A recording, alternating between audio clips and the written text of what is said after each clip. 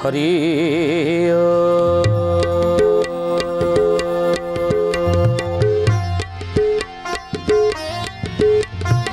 ओम भूर्भुवः स्वः तत्सवितुर्वरेण्यं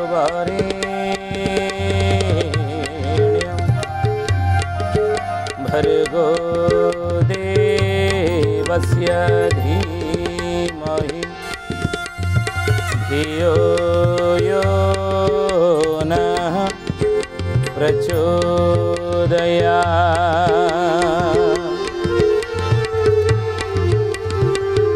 नमस्ते अच्युतानन्दं नमस्ते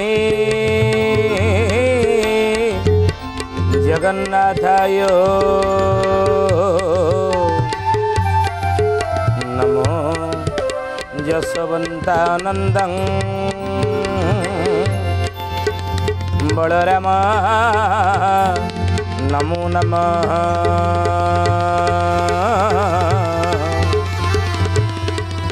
बलराम नमो नमः। बोलिए महापुरुष शिशु आनंद की जय। श्रद्धेयानी ज्ञानी गुणी मंडली आजिर मालिका वचन को आपण मानक स्वागत जनाऊँ। आजिर मालिका वचन रे आम आलोचना करिया जाऊे महापुरुष शिशु आनंदर मालिकार नाम है पट्टा मडाण।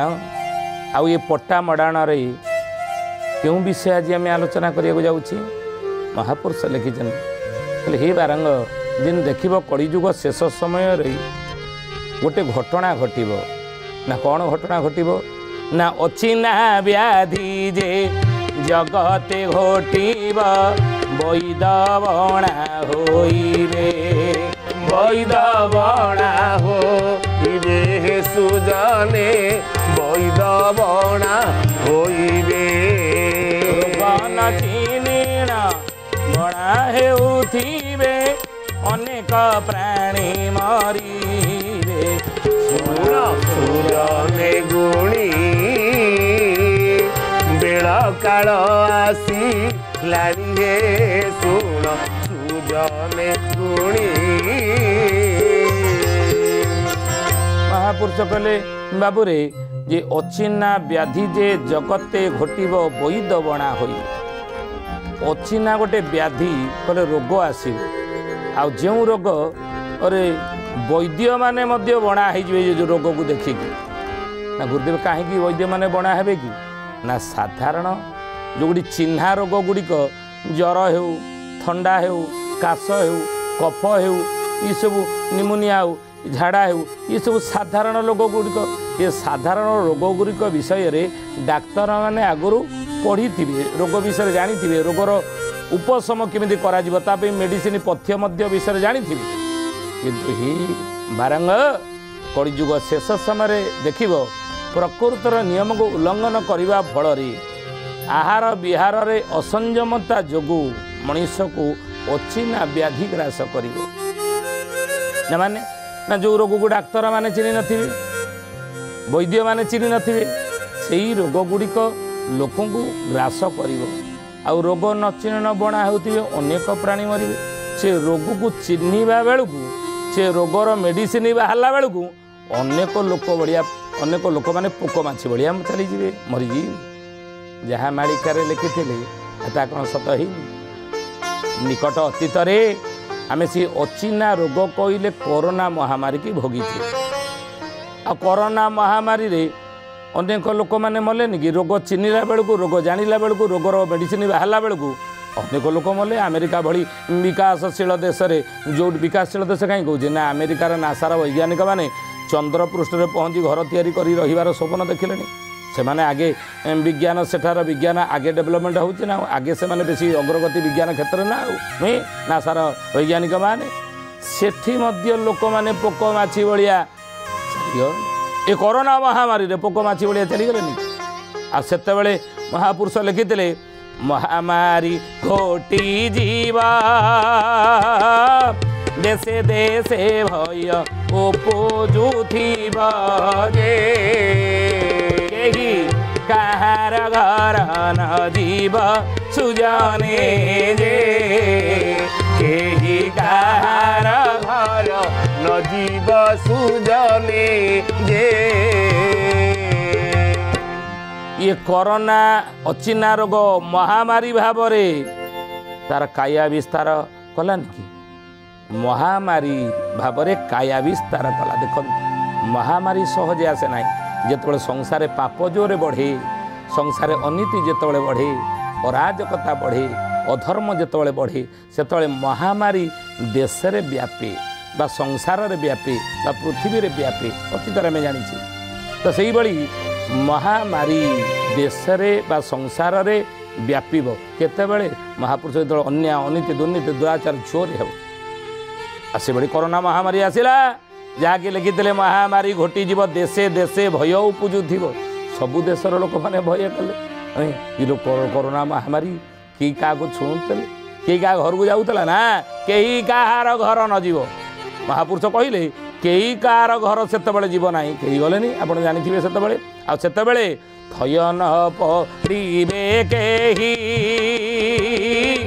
अच्युति दास जे अच्छी अनाई जे थके जीवे परा रेणु होई सुजने जे थके जीवे परा रेणु होई सुजने जे थके जीवे परा रेणु होई सुजने जे कहले थय न पड़े कही थय पड़े नाही अच्युति दास जे अच्छी अनाई जे थोके जीवे परा रेणु होई महापुरुष कहे मुझे चाहिए बही से समय से कई थय पड़े थय पड़े ना से रोगी हो बा डाक्तर हो से कोरोना महामारी क्या छाड़ी छाड़ी ना तेणु महापुरुष कहले आद्य वैद्य ठारे प्रकाश होइब आद्य वैद्य ठारे से प्रकाश हो आपण मैंने देखो मालिका वचन किति सत से वैद्य ठारे डाक्तर मान आगे रोगटा प्रवेश कलानी कि देखो मालिकार एक कथा लिखा था महापुरुष लिखिते जहाँ आज ता घटीगला ये कोरोना तो चलीगला आम से विषय बर्तमान कहीं महामारी विषय अचिना रोग विषय आलोचना करुचे ना ये गोटे रोग नुह महापुरुष लिखिं ये गोटे अचिना रोग कोरोना भाव में लोक ग्रास करता नुहे आउरी सबू बड़ बड़ अचिना रोग आउरी नुआ नुआ अचिना रोग आउरी केतोटी अचिना रोग कलिजुगर लोक मान ग्रास कर कहले मन रख बोले टोका अच्युतिर बोला ताहिटा परारे हेबे निर्मूला जे कहीं आसु अच्छी से बेड़ा सुजने जे कहीं आसु अच्छी से बेड़ा सुजने जे कहीं आसु अच्छी से बेड़ा सुजने जे टोका अच्युतिर बोल ताही टापरारे हेबे निर्मूल आई मोर द्वादश गोपाल मानी से जी कथा को शुणिकी टाही टापरा कला मानिला नहीं आ सी पोक माछी भलिया मरला टाही टापरारे हेबे निर्मूल निर्मूल हो जिवे विनाश जीवे आउ आसु अच्छी सही बेल आउरी गोटे बेल आसुची कोरोना टेलर थिला फिल्म अभी भी बाकी है ये बाकी अच्छी फिल्म पढ़ा आउरी नुआ नुआ रोग सब आसो महामारी भाव में अचिना भाव में आसो महापुरुष लिखिं बोलिए महापुरुष अच्युतानंद जी की शुद्धि जने ज्ञानी गुणी मंडली आउ नुआ नुआ रोग आसो हाँ कोरोना एक टेलर फिल्म पड़ी ना फिल्म तो आगू बाकी अच्छे ना महापुरुष लिखिले बोले अचिना रोग रे मरिबे वैद्य चिन्हिबे नहीं अच्युतानंद जे कहिले रामदासे बुझाई अच्युतानंद जे कहिले रामदासे बुझाई अच्युतानंद जे कहिले रामदास ଆସେ ବୁଝାଇ। ଆହୁରି ଅଚିହ୍ନା ରୋଗ ଆସିବ। ମହାପୁରୁଷ କହିଲେ ବୈଦ୍ୟ ଚିହ୍ନିବେ ନାହିଁ, ଡାକ୍ତର ଚିହ୍ନିବେ ନାହିଁ। ଆଉ କହିଲେ ବୈଦ ଚିହ୍ନି ନ ପାରିବ ରୋଗ ହେବ ବିଷମ। ଔଷଧ ଗୁଣ ନ ହୋଇବା ନହିବ ଉପଶମ। ଔଷଧ ଗୁଣ ନ ହୋଇବା ନହିବା ଉପଶମ।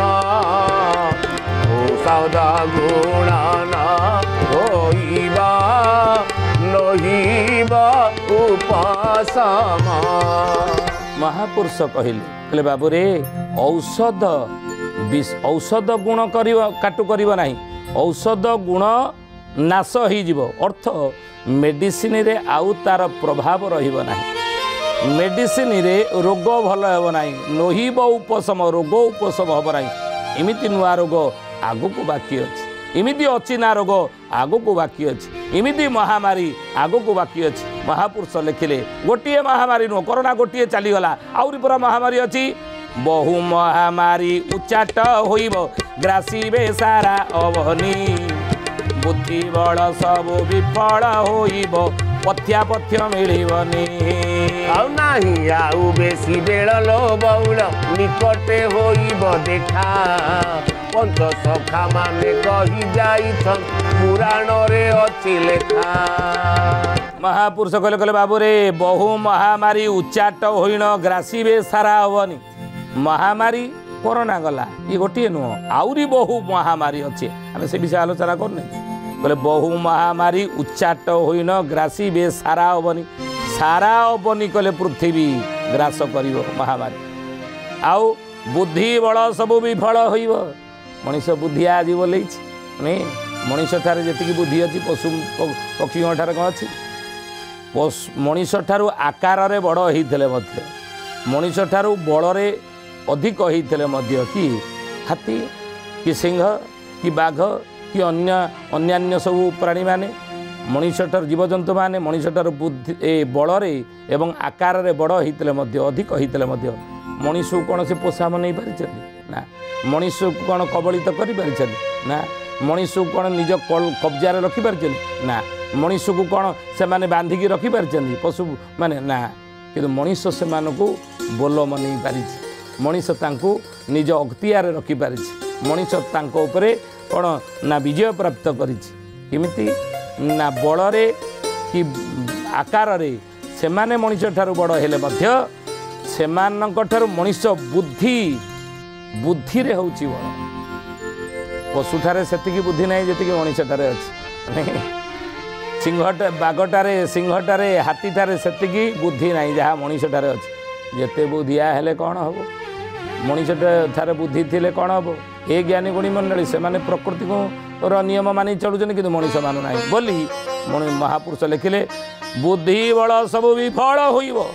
ଯେତେ ବୁଦ୍ଧି ବଳ ମଣିଷ ପାଖରେ ଥିଲେ ମଧ୍ୟ ବୁଦ୍ଧି ବଳ ସବୁ ବିଫଳ ହେଇଯିବ ରେ ବାବା। କାହିଁକି ନା ଆଗକୁ ଆହୁରି ନୂଆ ନୂଆ ମହାମାରୀ ଆଗକୁ ସବୁ ଆସୁଛି। କହିଲେ ମହାପୁରୁଷ ଶିଶୁ ଅନନ୍ତ କହୁଛନ୍ତି, ହେ ବାରାଙ୍ଗ ଆଦ୍ୟ ବୈଦ୍ୟଠାରେ ପ୍ରକାଶ ହୋଇବ, ପରେ ଅନ୍ୟ ହେବେ ନାଶ। ଆଗେ ବୈଦ୍ୟମାନେ ନାଶ ହେବେ, ଅର୍ଥ ଡାକ୍ତରମାନେ ଆଗେ ନାଶ ହେବେ। ଏ ଯେଉଁ ମହାମାରୀ ସବୁ ଗୋଟେ ପରେ ସବୁ ଆସିବ। ମହାପୁରୁଷ କହୁଛନ୍ତି ଅନେକ ମହାମାରୀ ଆସିବ, ଆଗକୁ ବାକି ଅଛି। କାରଣ ମିନଶନି ଯୋଗ ବି ଚାଲିଛି, 13 ଦିନିଆ ପକ୍ଷ ଯୁକ୍ତ ହେବ। ଅତୀତରେ ଆମେ ଆଲୋଚନା କରିଛୁ, ଆପଣମାନେ ଶୁଣିଥିବେ। ତେଣୁ ଏ ସମୟରେ ଏଇ ଯେଉଁ ମହାମାରୀ ଆଗେ ବୈଦ୍ୟଠାରେ ହେବ, ତାପରେ ଅନ୍ୟଠାରେ ହେବ। ବୈଦ୍ୟ ଯେବେ ନାଶ ନହିବେ ବାରଙ୍ଗ, ଆଉ କିଏ ହୋଇବେ ଧ୍ୱଂସ। ଯଦି ବୈଦ୍ୟ ନାଶ ନୁହନ୍ତି, ଡାକ୍ତର ନ ମରନ୍ତି, ଆଉ କିଏ ଧ୍ୱଂସ ହେବେ। ତେଣୁ ଏ ମହାମାରୀ କାହାକୁ ଛାଡ଼ିବ ନାହିଁ। କାହିଁକି ନା ଇଏ ରୋଗ ସାମାନ୍ୟ ରୋଗ ନୁହଁ, ଇଏ ରୋଗ ସାଧାରଣ ରୋଗ ନୁହଁ। ଇଏ ସାଧାରଣ ଆହାର ବିହାର ଅସଂଯମତା ଯୋଗୁଁ ଖାଇବା ପିଇବା ବେଟାଇମ୍ ହେଇଗଲା, ଝାଡ଼ା ହେଇଗଲା ନୁହେଁ କି ଗାଧୁଆ ପାଧୁଆ ଭୁଲ ଭାଲ ହେଇଗଲା, ବର୍ଷାରେ ତିନ୍ତି ଗଲେ ଓଦା ହେଇଗଲେ, ଜ୍ୱର ହେଇଗଲା, ଥଣ୍ଡା ହେଇଗଲା। ଇଏ ଗୋଟେ କାରଣ ରହିଛି, ଇଏ ସାଧାରଣ ପ୍ରକୃତିଗତ କାରଣ। ଅର୍ଥ ଆମେ ବର୍ଷାରେ ତିନ୍ତିଲେ କି ଆମେ ଖାଇବା ପିଇବାର ଅସଂଯମତା କଲେ ଏସବୁ ରୋଗ ହେବ। କିନ୍ତୁ ମହାପୁରୁଷ କହିଲେ ଏ ଯେଉଁ ମହାମାରୀ ସବୁ ଆସିବ ये जो रोग किमिति हेबो बोलिए महापुरुष शिशुआनंद की जय। ये शुद्धि ज्ञानी ज्ञानी गुणी मंडली आज मालिका वचन रे आम आलोचना करछे विषय कौन ना महापुरुष शिशुआनंदर मालिकार नाम है पट्टामडाण आउ ये पट्टामडाण रे क्यों विषय आम आलोचना करुचे ना अचिन्ना व्याधि आगु को आउरी आसीबो बोली महापुरुष मालिकार लिखिछन कलिजुगर लोक ग्रास कर आउ गोटे अचिन्ना व्याधि आउरी केते महामारी सब ग्रास कर से विषय आज आम आलोचना कर कोरोना महामारी जाइए आउरी अनेक महामारी आगू बाकी अच्छी आ ये साधारण रोग नुह साधारण वर्षार तिंतले जे ठंडा कि खाइया पियार असंयमता कले सकाଳେ खाइले निकर दिन पेट गरम है झाड़ा हेले ये साधारण रोग नुह से को ये रोग क्यों कारण जो हम जानी महापुरुष लिखिले कौन कहले कहले बाबू रे रोग रूपे जोग माया शरीर खेलिब बाबू शरीर खेलिब आयत बाबू सेठारे नथिब बाबू सेठारे नथिब कहले बाबू रे ये रोग रूपी पूरा जोग माया शरीर रे खेल खेलिए कहीं ना ई समय ये मीन राशि शनि थिबा समय रे आपण ई निकट रे आपण देखिथिबे गोसामणी मानकर सबु भसाणी उत्सव हैला नहीं देवी दुर्गा दुर्गतनाशिनी माँ दुर्गा दुर्गा पूजा है विभिन्न मेढ़रे माँ माने कौन है ना विसर्जन है आउ भसाणी उत्सव आम कले एमाने होउछन किए गोसामणी महापुरुष अच्युत लिखिचंती कहले मट मट करी चाहिब मसाणीरू अनाई गोसामणी सबो धाइबे मसाणीरू से मसाणीरू से सुजाने मसाणीरू से मसाणीरू से चाहिए सुजाने मसाणीरू से चाहिए मट मट करी चाहिब मसाणीरू उन्नाई गोसामणी सबू चाहिबे बा चेइबे बा उठिबे मसाणी से चेई मसाणी गोसामणी सब उठिबे माने चंडी चामुंडा माने ये चंडी चामुंडा माने जोगमाया माने रोग रूप मनीष शरीर में प्रवेश करेंगे मशाणी जमी उठिला भाया ये मशाणी जमी सबटा उठी आसे नुहे अग्नि संजोग करदे सबटा पुणी उठीगला मशाणी से गोसामणी माने सब उठिबे समय रोग रूप मनीष शरीर में प्रवेश करें महापुरुष लिखिले जोगमाया खेल खेलिबे जोगी होइबे बणा नेमाळ बटरे अच्युता बसी करे भावना नेमाळ मठरे अच्युता बसी करे भावना निर्माण बटरे अच्युता बसी करे भावना ये जोग माया खेल खेलिबे जोगी होइबे बणा जोगी माने ज्ञानी माने संत माने महात्मा माने महापुरुष माने ये पूरा बणा हो जोग माया तले खेल खेल भगवान कही जोग माया को पूरा वचन देइछनी सत्य करके वचन देइछनी ये जोग माया हे आदिशक्ति हे भगवती द्वापर जुगर मु तुमको वचन दौची सत्य करी तुमको कली जुगरे शुद्ध मांस मु देवी तुम्हें रोग रूप शुद्ध मांस केमी देवे ना रोग रूप तुम्हें समस्त भितर प्रवेश कर तुम्हें महामारी भाव महामारी रूप समस्त भितर प्रवेश कर अच्युतानंद से कहले व्याधि होइण पिशाची आसीबे प्राणी मानंको गोपते नासीबे प्राणी मानंको गोपते नासीबे प्राणी ମାନଙ୍କୁ ଗୋପତେ ନାସିବେ। ବ୍ୟାଧି ରୂପରେ ପିଶାଚୀ ମାନେ ଯୋଗମାୟା ସମସ୍ତଙ୍କ ଚଣ୍ଡୀ ଚାମଣ୍ଡା ମାନେ ମଣିଷ ଭିତରେ କୁଆଡ଼େ ପ୍ରବେଶ କରିବେ ମହାମାରୀ ରୂପରେ ବୋଲି ମହାପୁରୁଷ ମାନେ ମାଳିକାରେ ଲେଖିଛନ୍ତି। ତେଣୁ ହେ ଜ୍ଞାନୀ ଗୁଣୀ ମଣ୍ଡଳୀ ଶିଶୁ ଅନନ୍ତ ଶିଷ୍ୟ ବାରଙ୍ଗ ଆଗରେ ପଟା ମାଡ଼ାଣ ମାଳିକାରେ ଯାହା ଉଲ୍ଲେଖ କରିଛନ୍ତି ଆମେ ତା ଭୋଗୁଛେ। ଆଗକୁ ଆହୁରି ସେଇ ମହାମାରୀ ରୋଗ ଆମେ ଭୋଗିବା। ରକ୍ଷା ପାଇବାକୁ ହେଲେ ଆପଣମାନେ ଧ୍ୟାନ ଧାରଣା ସମାଧି ଧର୍ମ ନୀତି ନ୍ୟାୟରେ ସବୁବେଳେ ରୁହନ୍ତୁ। ପ୍ରକୃତି ନିୟମକୁ ପାଳନ କରନ୍ତୁ। ଆହାର ବିହାର ସଂଯମତା କରନ୍ତୁ। ଦେଖିବେ ମାତୃଶକ୍ତିର ଆରାଧନା କରନ୍ତୁ। ଧର୍ମ ବାଟ ରୁହନ୍ତୁ। ସେ ରୋଗ ବ୍ୟାଧି ରୂପରେ ଯୋଗମାୟା ଆମ ଶରୀରରେ ଆଉ ପ୍ରବେଶ କରିପାରିବେ ନାହିଁ। ସୁଧୀଜନେ ଆଜି ତ ସମୟ ହେଇଛି। ଆସନ୍ତୁ ବାଣୀକି ବିରାମ ଦେବା ଶ୍ରୀ ପ୍ରଭୁଙ୍କର ନାମ ନେଇ। बोला हरि बोला हरि बोला बोला हरि हरि बोला हरि बोला हरि बोला बोला हरि हरि बोला हरि बोला हरि बोला बोला हरि हरि बोला हरि बोला हरि बोला बोला हरि हरि। जय जगन्नाथ आदि कंद मदन मुरारी जय जगन्नाथ आदि कंद मदन मुरारी। बोला हरि बोला हरि बोला बोला हरि हरि बोला हरि बोला हरि बोला बोला हरि हरि। श्रद्धेयने ज्ञानी गुणी मंडली आज आसतु बाणी के एठारे विराम देवा। पुणी आसंता अध्याय भेट हेबा। रहुचु हरि ओम शांति शांति शांति सर्वारिष्ट सुशांति भवतु।